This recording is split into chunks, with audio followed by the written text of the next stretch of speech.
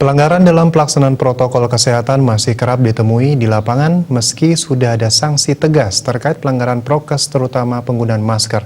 Untuk itu sosok suri teladan untuk memberi contoh kepada masyarakat dinilai sangat diperlukan, utamanya dalam menerapkan protokol kesehatan 3M, yakni wajib memakai masker dengan benar, wajib mencuci tangan dengan sabun di air mengalir, serta wajib menjaga jarak dan menjauhi kerumunan. Tidak dipungkiri hingga saat ini masih dijumpai masyarakat membandel menerapkan protokol kesehatan utamanya penggunaan masker.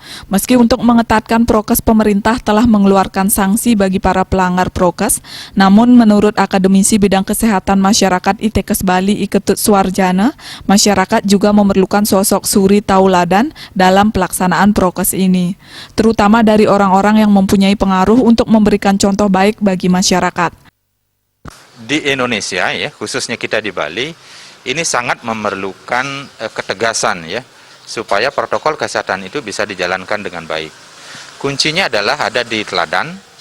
Nah, teladan yang saya maksud adalah contoh dari pertama pejabat negara, baik itu pejabat di tingkat nasional maupun di daerah, provinsi maupun kabupaten kota, itu harus memberikan contoh ya. Jangan sampai masyarakat berpikir masyarakat dituntut untuk disiplin menjalankan protokol kesehatan, harus pakai masker misalnya, tetapi pejabat sendiri justru menunjukkan beberapa kasus tidak menggunakan masker dengan baik. Misalnya ketika bertemu dengan tamu atau bertemu dengan orang lain, bertemu dengan masyarakat, masker justru diturunkan. Nah, ini yang tidak boleh.